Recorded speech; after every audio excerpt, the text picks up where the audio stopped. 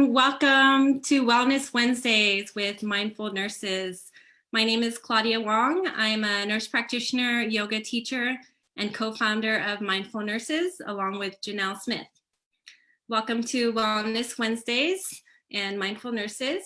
Mindful Nurses was created by Janelle Smith and I as a platform to promote self-care and well-being for nurses.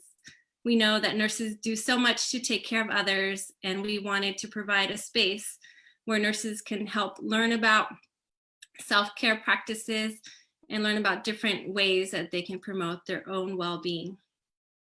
Today, we have a wonderful Wellness Wednesday topic, Eat Yourself Healthy. And here to provide that presentation, the session, and information for us is Danika Koopmans. She's a registered nurse and a newly graduated family nurse practitioner and owner of Health Intentionally. Through her personal diagnosis of multiple sclerosis, she's delved into the nutrition and healthcare field. She has her company Health Intentionally, where she educates clients with the knowledge and tools to create a sustainable and healthy lifestyle, regardless of any pre-existing condition they may or may not have. She believes that when we feel good inside our body, we can further improve the lives of those around us and create a vibrant and abundant life.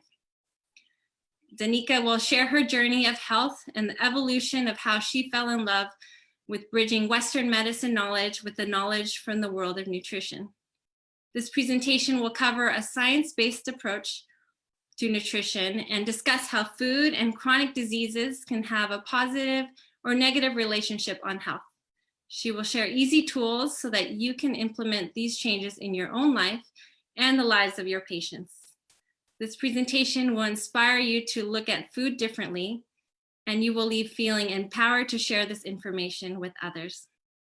So I'll hand it over to Danika Koopmans, who will give us a lot of information on this wonderful topic. Thank you for being here. Hi, thank you so much for having me. I'm super excited. I've been thinking about this all week actually, and every day I kind of keep tweaking my presentation. So thank you for having me. I am going to just share my screen with you. So before I kind of get into things, I'll tell you a little bit about, who I am and my story. It's always nice to know who you're looking at on the other side of things. And really, this is how I came to even become so passionate about nutrition. So my presentation is Eat Yourself Healthy, as Claudia so lovely mentioned in my biography kind of there. There's so much that we can learn about nutrition and how it actually can prevent diseases and also be just the best thing that you can do for your health. And I know a lot of us know this, but my passion really comes from understanding how this all looks in Western medicine and how it works inside our bodies and what does the literature say on it. And I got really nerdy about it. And I also got really excited about it. So who am I? Well, I just want to make sure you guys can see my slides. I feel like I need to get like a yes or a... Yes, you can see it. We can see it. Okay, awesome. I have some notes because I'm going to try and be prompt with my presentation so I don't bore you guys to death, and also so that I don't go way long into your dinner. But really, who I am, I used to try and separate sort of who I was as a nurse, and then, who I was becoming as a nurse practitioner, and then, my diagnosis of MS and Health Intentionally. And then I realized, this is all of me. I am Health Intentionally. I am a nurse practitioner. I am a nurse. I am somebody who lives with multiple sclerosis. And so my journey really started just over 3 years ago now. And I had actually just started the nurse practitioner program then. And I also had just been diagnosed with MS. And naturally, at that point, I went right to Western medicine. I looked up the best medication for me, how I was going to manage it with this medication, and that was all fine and dandy. However, I did really poorly on the medications, and I really struggled. I didn't have any energy. I wasn't able to, go out and exercise. I was always a pretty active person. Um, and when I realized that like this was going to be my life, this sort of like half energized, mentally unclear, I actually felt worse on the medications than just living with the disease itself. And so, um, as I got more into my learning as a family nurse practitioner, and I began to actually learn, I sort of was like, okay, what else can I do? There's got to be other ways that this is being managed and that I can, support my body and really like help my body to be at its fullest, best capacity. And so I started to research nutrition and research. It actually started with eggs, and I started to look into like the science of what eggs do inside your body. And then, it went to dairy. And so as this was happening, I was cutting these foods out of my diet.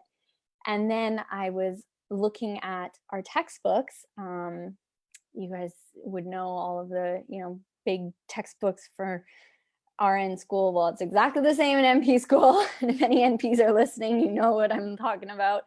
And so I started to put it together. I would buy a nutrition book and I'd be like, okay, what does it say in here? And what does this say? And what does this article say? And so it really became actually like a beautiful, harmonious relationship in who I was becoming as a nurse practitioner, but also my own passion coming to life and my own understanding of this sort of world of nutrition that was totally new.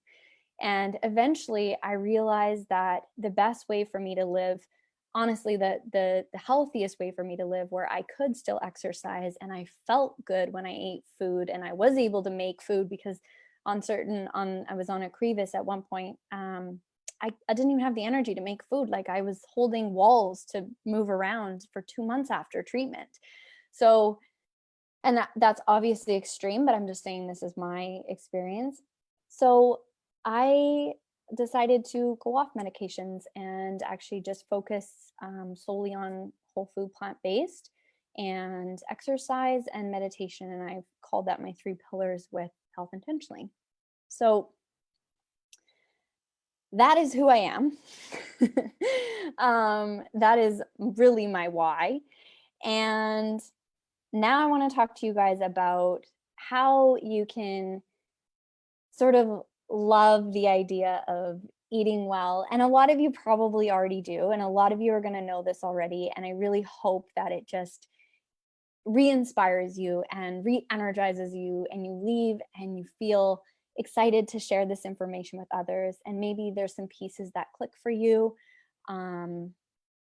Yeah, I can't see the chat, but I would love to know if anybody just wants to say, like, raise your hand if you're really into nutrition, or raise your hand if you already follow a certain diet. And I actually don't even like using the word diet, because to me this is just a lifestyle. Like I don't think about what I'm going to cook. I just make something out of vegetables and all kinds of yummy whole grains and fruits, and it just becomes very, very natural. And that's really my intention. So let's see.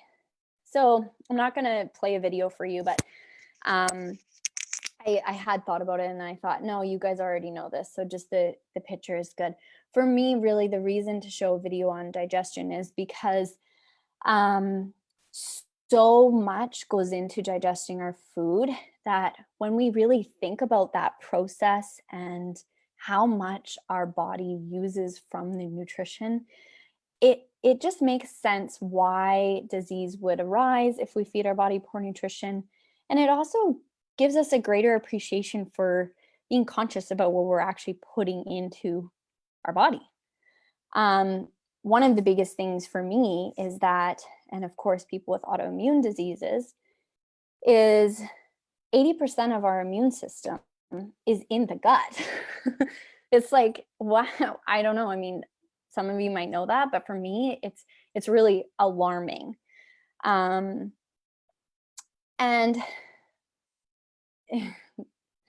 the other thing I was going to say is about our poop, because we haven't talked about poop in the last 10 minutes. One thing that I just wanted to say that they kind of actually talk about in the video, but it's that our gut bacteria can actually change within 48 hours of what we are eating and putting in our body. So it can actually change. Like, say I came out to your house and I moved in with you for a week, my gut bacteria, just from touching your sink and your toilet and all of these fun things, my bacteria actually would start to change and we would begin to have similar bacteria. So the good bacteria obviously want to eat really nutritious foods, and the bad bacteria want to eat poor foods like, trans fat and high carb, high sugar. I'm not talking about the good carbs. And when we continue to feed those, we lose the good bacteria because they can't live in that environment. So, long story short, understanding digestion is really important, and it's another way to just love your body.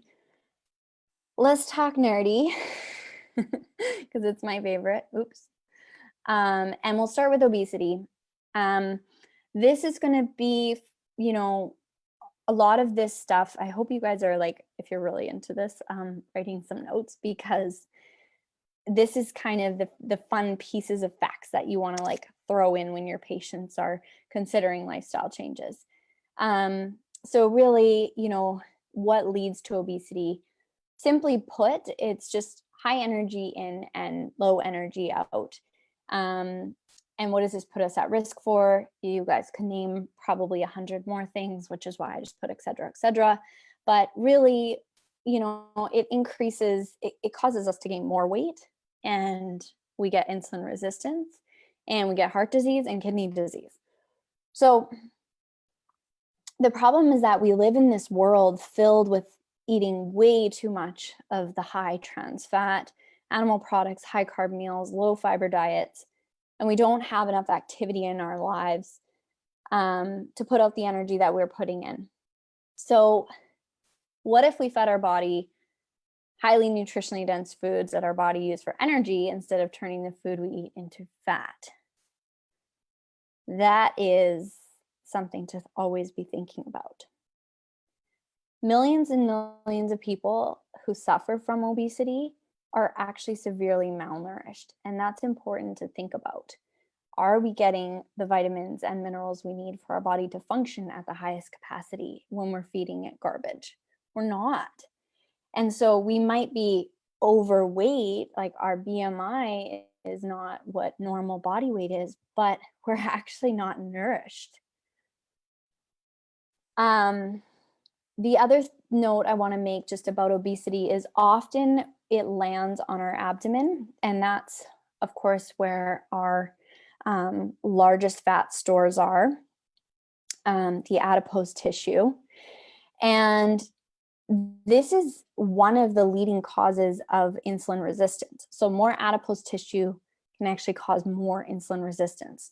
So it increases your risk of type 2 diabetes, high blood pressure, obviously further increases your risk for cardiovascular disease, which leads to kidney disease.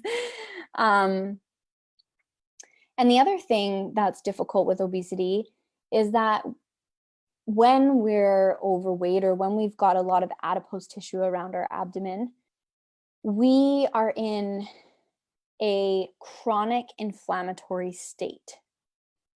And this state is really what causes us to get joint pain. It damages our gut lining, making it more difficult to absorb nutrients, more difficult to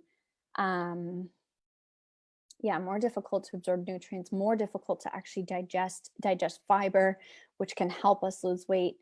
And so it also obviously causes increased risk for the insulin resistance, but also the cardiovascular disease. I love throwing in like a little study here, and this I got actually from Michael Greger, Dr. Michael Greger's book. But he was mentioning that one study they did, not him specifically, but they're always doing different studies, showed that if you reduced meat consumption by half and just replace, so let's say you eat meat 6 days a week and you just ate meat 3 days a week, and then the other 3 days of the week you ate mushrooms, you would lose 7 pounds in 6 months and keep it off the rest of the year. And this same study group actually showed less inflammation. Okay, hypertension, our favorite thing. I'm gonna breeze through this because you guys already know about hypertension. I mean, I don't know if you knew that 1 in 3 Americans have it, because that is, I don't know, I love these shocking numbers. Like when I hear millions and I hear like 52%, I'm like, what? People don't even notice they have hypertension, and meanwhile all this damage is going on. It's the same with type 2 diabetes. You know, lots of people don't even notice, and slowly, like, or I guess more, with type 2 diabetics, like especially in the beginning, they don't even know. People will go undiagnosed for a while until there's so much damage. So we know the risk factors. I'm always recommending this to patients. This is a little trick. I don't know who else does this, but I love salt. Like I'm like a horse. Like I could probably lick a chunk of salt. I just love it. So what I started doing is I don't add it to my food when I'm cooking, and I just sprinkle it on after, because really all I want is the taste, and I'm not going to taste it if I have it in my food. So it's a nice trick, and I find that a lot of patients are like, oh, I didn't even think of that. So a little side note there. How do we avoid hypertension? I'm gonna just breeze through this because I have an even more amazing slide that you guys are gonna love. Because I think you guys already know, reduce salt, reduce saturated fat, eat diet more high in fruits, veg. We want to, with weight loss, bariatric surgery has even proven to reduce blood pressure. And then of course, medications, but exercise is more effective than medications in reducing blood pressure. And I'm going to show you this. So this is actually this is from my Bible of pharmacology. Like this is it's called the therapeutic choices from actually the Canadian Pharmacists Association. So in a pharmacology book, they are saying, here is the effect on lifestyle changes of lifestyle changes on blood pressure in adults with hypertension. So basically it just simply reads, I feel like you guys should screenshot this if you can. Like, for example, let's say dietary modifications, since that's my passion. I'll just throw that out, go right to the bottom. So change in systolic is minus 10.4. That's better than any of the antihypertensive medications, the percentage of blood pressure reduction from them. You add all of these things up, like if I just reduced my salt, I lost 11 pounds, I didn't drink as much, and I exercised 30 minutes a day, and I changed my diet. Like that's, I mean, I haven't even calculated that, but 6 plus 7 plus almost 5 plus 10 plus, like that's basically 30 drops. Like if someone was on an antihypertensive, you might want to reconsider them being on it or changing their dose.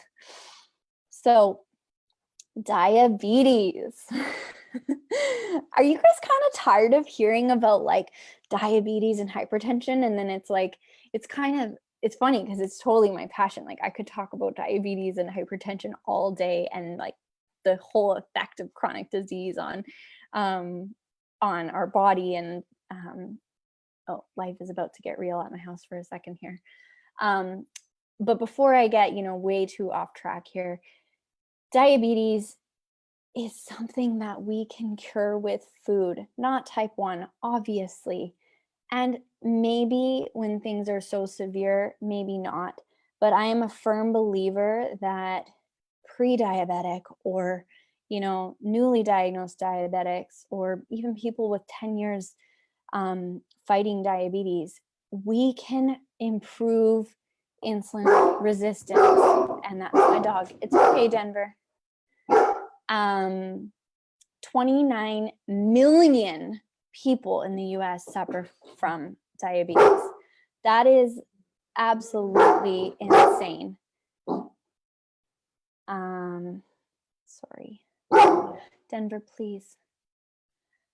So we know that diabetes is something that causes, just one sec, I'm sorry.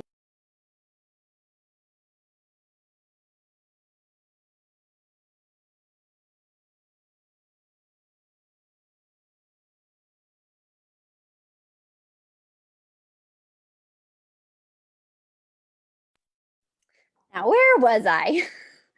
So 29 million people, renal failure, it can cause blindness, all of these things that nobody wants. Nobody wants this.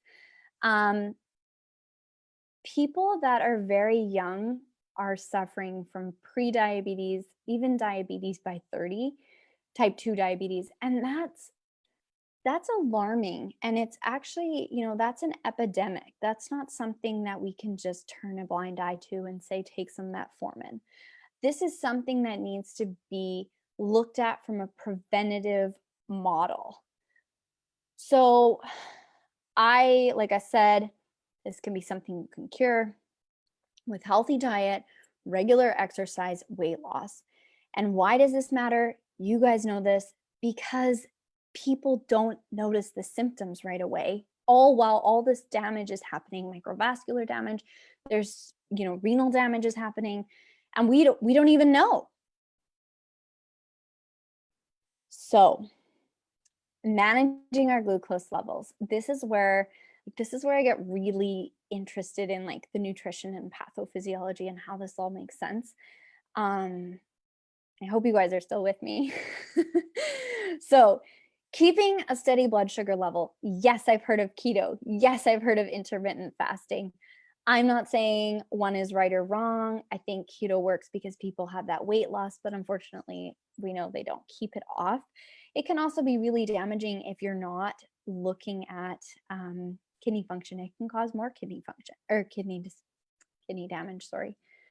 And that's what worries me about it. Intermittent fasting could be great. We need to learn a bit more about it. So I like to simply just say, keep a steady blood sugar in the sense that you're not eating, I'm not saying eat every hour, but I'm saying like often people will eat breakfast and then they don't eat till dinner.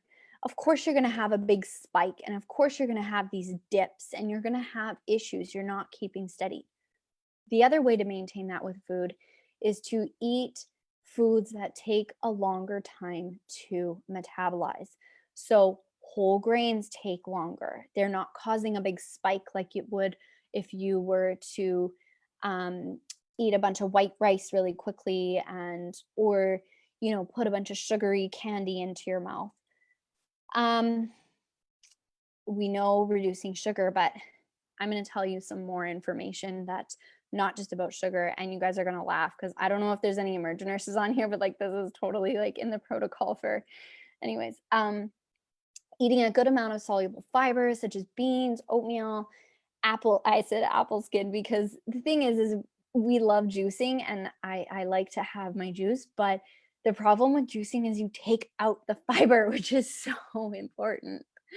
So this slows nutrition or nutrient absorption, which slows the rate that glucose is absorbed, and therefore it can diminish some of the hyperglycemia. So no, fruit is not bad for diabetics, and I'm so grateful that we now have this information. And this also has an effect on lowering cholesterol. So exercise and diabetes, it actually decreases insulin resistance and increases glucose uptake.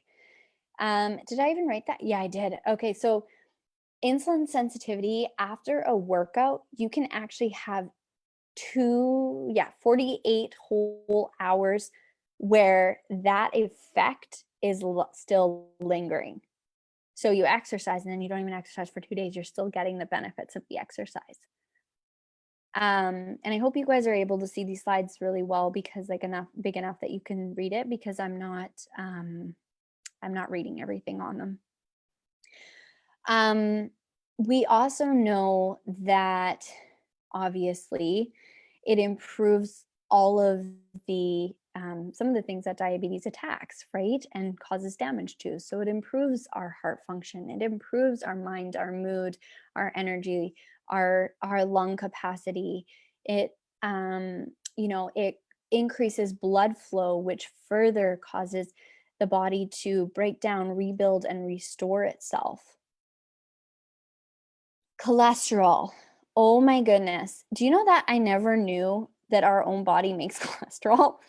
Pretty much the only thing I want to say about cholesterol, I could, talk for another 20 minutes about it, but I know we're going to be quick on time. So our body literally makes it, and then we feed it more, and then it's like, I gotta make more. We feed it foods that it thinks it needs to make more with. And so it thinks, oh, I need to make more. So it starts making more cholesterol. And then we get all these other things like atherosclerosis, and we wonder why. But did you know that a consumption of five servings of nuts a week, and I like to think of servings as like about a cup. So 5 cups of nuts a week is actually associated with a reduction in cardiovascular events, cardiac events in up to 60% of people. They did some studies that were showing the Mediterranean diet, obviously, and vegetarian diets, and they showed a diet that supplemented with nuts and predominantly plant-based actually reduced cardiovascular events by 28%. So 2 big, really, really big numbers there. There I am. So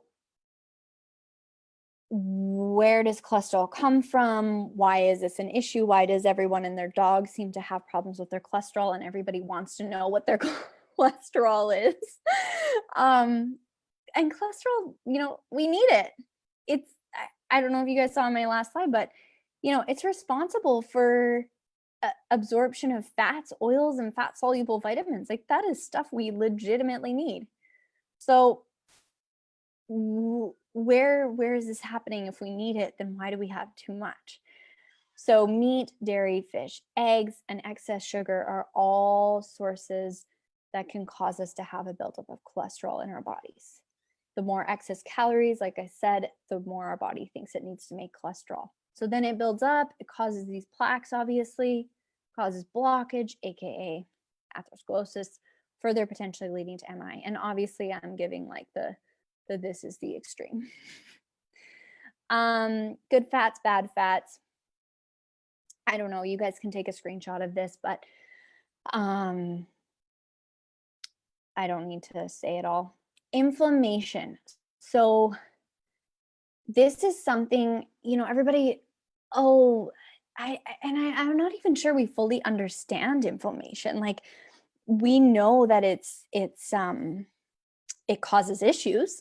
And we also know that it can be good sometimes, like when a trauma happens and when when our body needs to fight something. But it's not good in this chronic state in which it is happening with chronic diseases. So the cool thing that we have when we look at nutrition studies is that a long time ago we weren't able to do this, but now we are. And so we use CRP.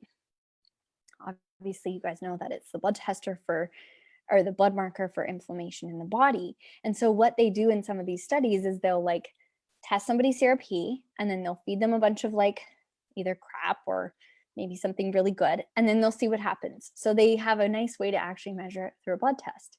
And they've actually found that it increases with foods like processed foods and animal products like fatty meats and dairy. And I hate to be the bearer of bad news, but I'm about to be, so I will share more in a sec. And they found that the CRP levels in people who were eating more fiber, as well as foods that have lots of antioxidants. And antioxidants, it's so cool because they're not just in berries like we all think. I mean, antioxidants can come from all kinds of spices, garlic, different vegetables. There's just a full abundance. You don't have to just eat a bunch of blueberries to get antioxidants. And then, of course, phytonutrients, which are exactly what they say. They are phytonutrients. They fight poor, or whatever you want to say. They fight for basically good nutrition, is how the way I think about it. So, dairy. This is where I feel like I laugh, because when patients would come to the emerge and they have, or even when I was a brand new grad, I worked at Q Care, and they'd wake up and they'd be all shaky and hypoglycemic, and their sugar's like 2, and I'd be like, oh no. And then I would give them immediately some garbage Minute Maid orange juice, a big hunk of cheese, and a fast acting carb. And now when I look back, I die a little inside. I'm like, this is so not, So dairy can be a contributor to insulin resistance, and dairy can cause more insulin to be released.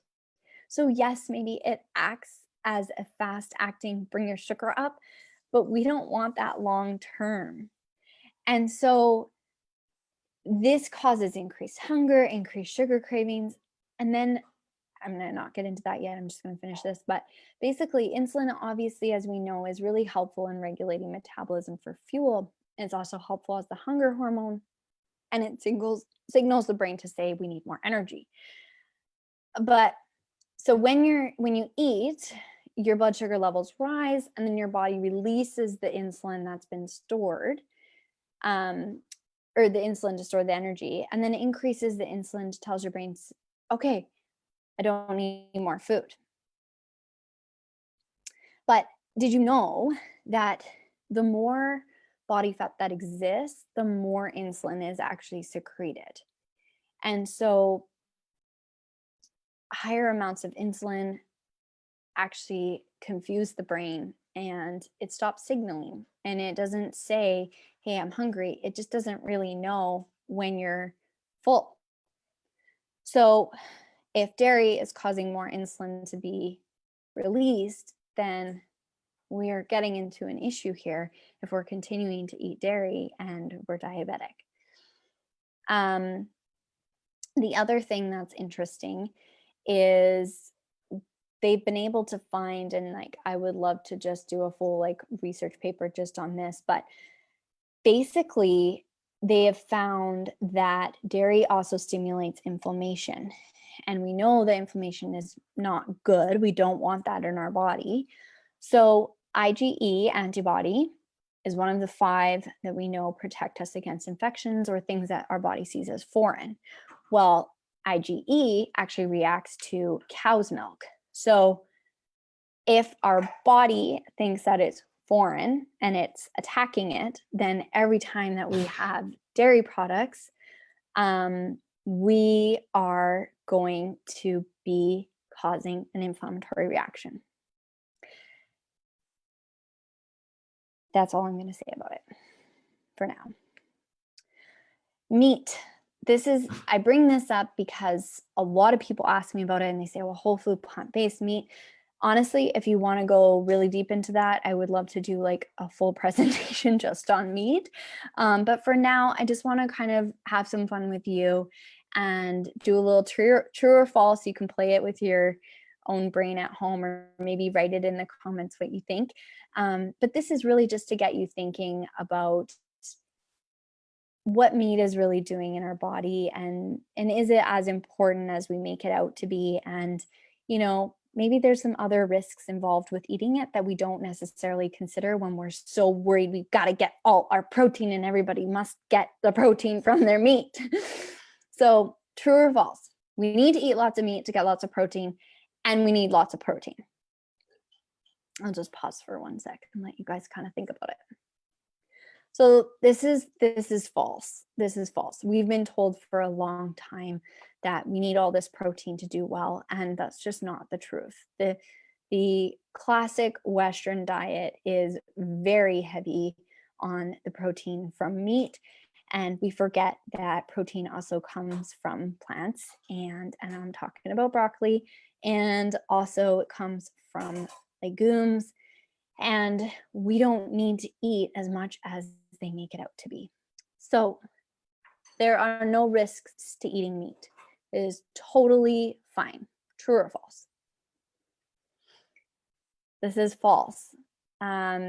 Eating meat can cause an increased risk of diabetes because it has bad fats and insulin resistance, plus abdominal weight gain, which equals more adipose tissue, which equals more insulin resistance. Don't you just love insulin resistance? You're going to be like, wake up in the middle of the night, insulin resistance. So causes inflammation, causes an increased risk of cardiovascular disease. We know this.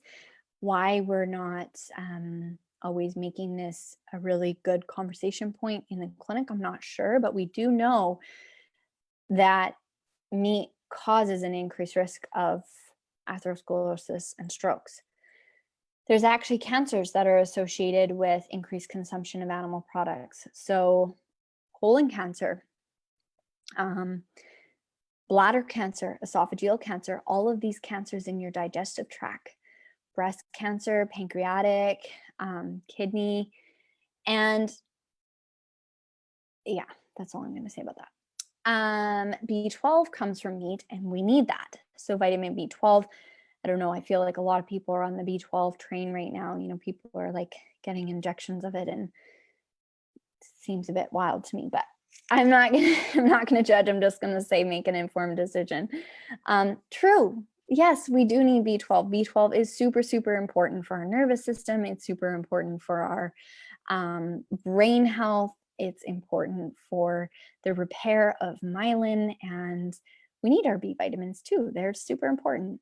But you can get them from other sources. You don't have to just eat meat to get B12. And the really interesting thing about B12 is that it's actually stored in the liver for up to 3 years. So if I like completely stopped having any B12 in my body, I might not even notice symptoms for 3 to 5 years after I stop eating B12.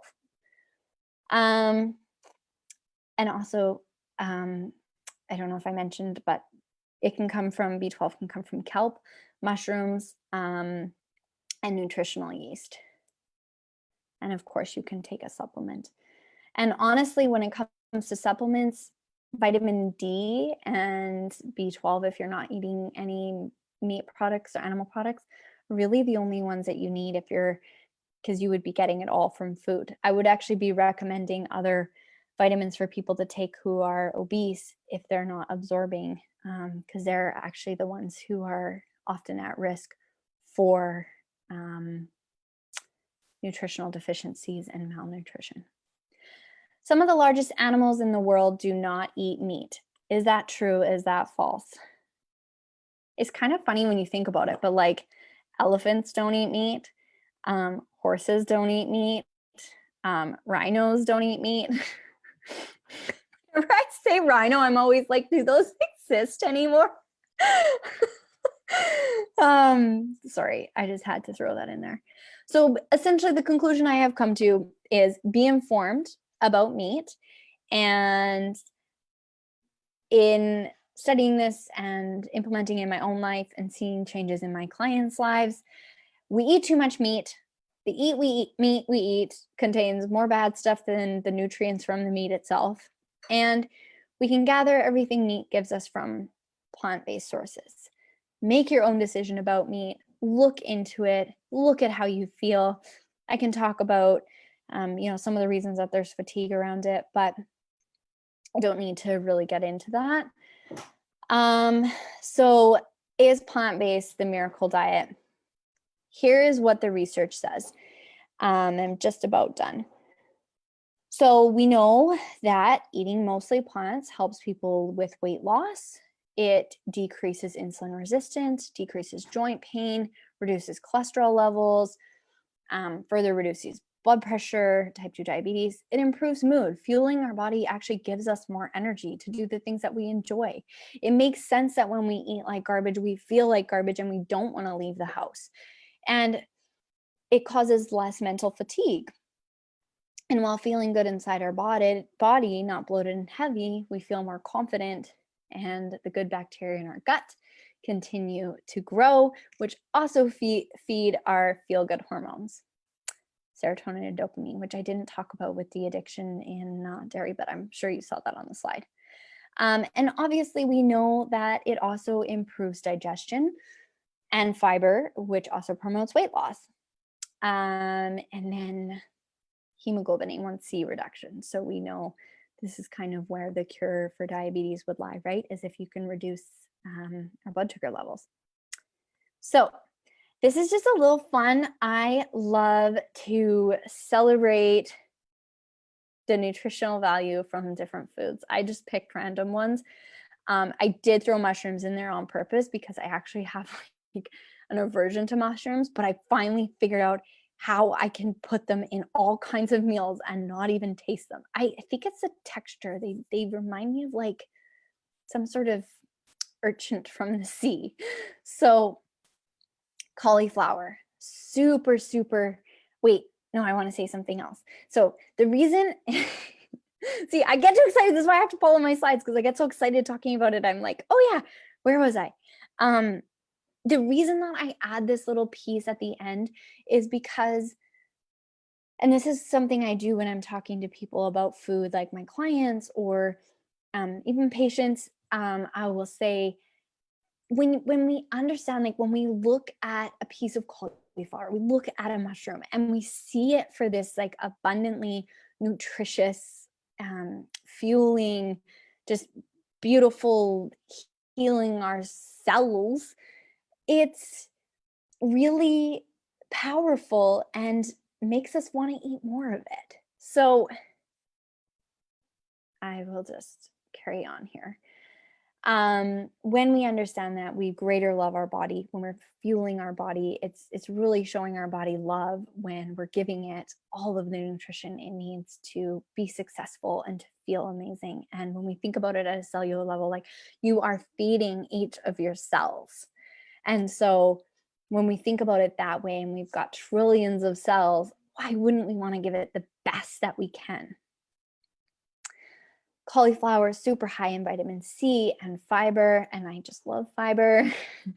Obviously, and they're antioxidants. And, you know, this all helps repair our tissues, our immune system, makes our skin look great. It repairs our collagen. And, oh, sorry, I didn't even ask you. I was going to ask you, do you know what vitamin C is good for? Not just the immune system. These are all the other things. So skin health, and then it's also essential for the absorption of iron. It is really shocking to me how many people are low in iron and don't take vitamin C. It's always ask your patients, do you take vitamin C with your iron? And if anything, like prescribe vitamin C with the prescription for iron. Mushrooms, I was mentioning, you know, with the B vitamins, amazing for brain health. They're filled with all kinds of ability to heal the nerves and neuron formation because of the bees, and they are great for memory. All our Alzheimer's patients should be having all the mushrooms in every meal. Does an apple a day really keep the doctor away? Well, an apple a day does help us maintain and lose weight and maintain it. And it reduces cholesterol, and that's all because they're high in fiber. So broccoli, just some fun stuff about this. Broccoli is actually one of the healthiest foods that you can eat. They're super anti-inflammatory, and they're actually good for, they have essential fatty acids, which is surprising, and CKAE vitamins. You want to have good heart health. Another thing it's really good for is broccoli. Yeah, that's all I want to say about that. So I'm going to end with beets, and then I'm ready for some questions. So beets have actually been shown to be protective against pancreatic, breast, and prostate cancers, which is very interesting to me, Is it the end or is it the beginning? So really, I just hope that you feel inspired to create these sustainable changes, or create these changes that are sustainable. This isn't just something you do and you choose to do for 6 weeks. This is a lifestyle, and that's where we really get all the benefits. And I hope that you feel more confident in sharing this information with others, and you understand a deeper reason as to why it's important and why it's important for your patients.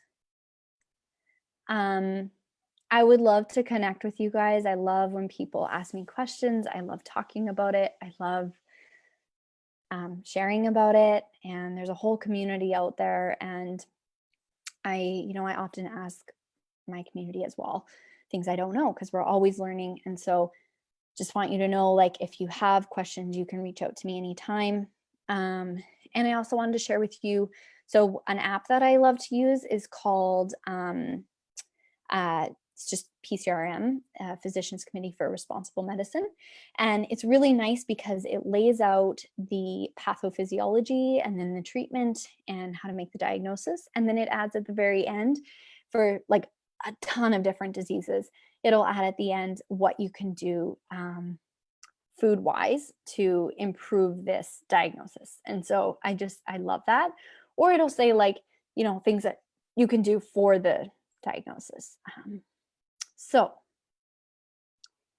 yes. And I put in here on Saturday, I'm actually doing a Get Intentional About Your Health, a virtual event. And so some of my clients are going to be there, and they're bringing their friends and family. And I wanted to open it up to you guys if you want to learn a bit more and you want to get some tools that you can maybe even just like hand out to your patients, or maybe for yourself, because you're like, dang, you're like sitting behind the computer screen being like, I need to do this in my own life, but I don't know how. I'm going to make it really simple, really easy, how you can just make these changes today and see the weight loss and see more energy and feel really good inside your body. Like, that's the ultimate goal.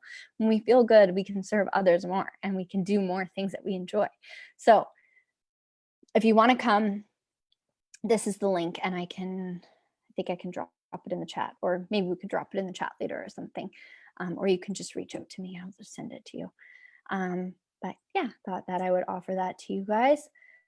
I think that's all. I'm ready if you guys have questions. I just can't see the questions. Hi, Danika. Thank you so much for your presentation. That was amazing. There's so much we can do with food. And I feel like this is something that's there's just not enough time in the office seeing patients, or people don't really put that much focus on it. But there's so many interventions that you mentioned, just with like for blood pressure modifications, or to adjust the blood pressure alone. There's so many things you can do. Totally. Thank you so much. We don't have any questions at the moment, but I dropped your contact information in the chat, and also you have it up on the screen, so that's very helpful.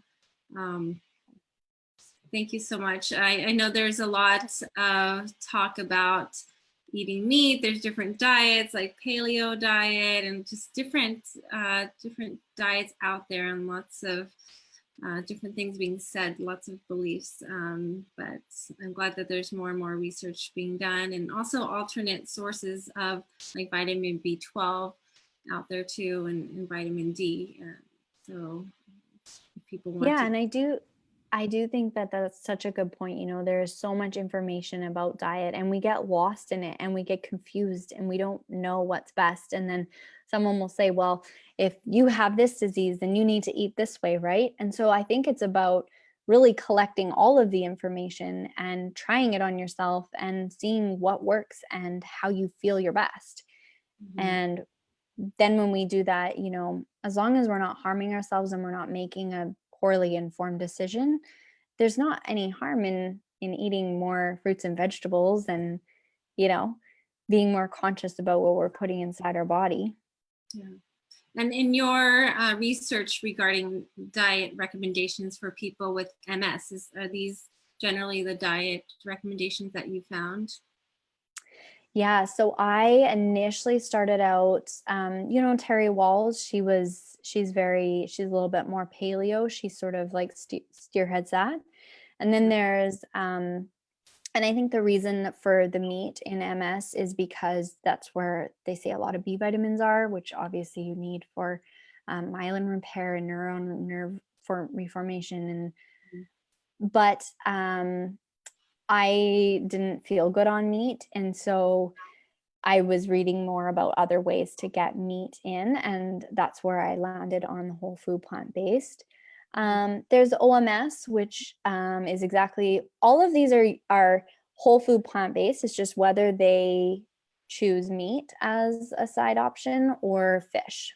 So OMS is basically whole food plant-based with a bit of fish, and people talk about that because of the essential fatty acids, which are also important.